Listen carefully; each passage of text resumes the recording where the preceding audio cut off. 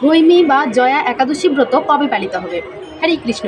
আমি বৃন্দা আজকে চলে এসেছি ভৈমী বা জয়া একাদশী ব্রত মাহাত্ম্য নিয়ে, এবং এই ভৈমী একাদশী ব্রত কবে পালিত হবে সেই বিষয়ে আপনাদের জানাতে।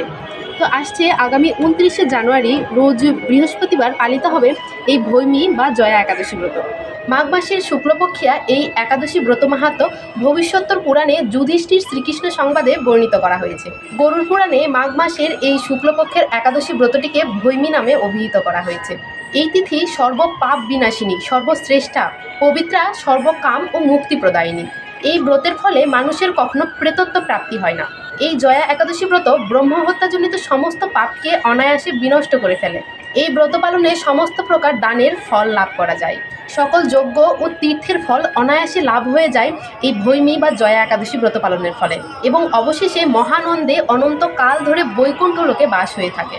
এই ভৈমী বা জয়া একাদশী ব্রত মাহাত্ম্য পাঠ এবং শ্রবণের ফলে অগ্নিষ্টম যজ্ঞের ফল লাভ করা যায়। তো অত্যন্ত মাহাত্ম্য সম্পন্ন এই ভৈমী বা জয়া একাদশী ব্রত।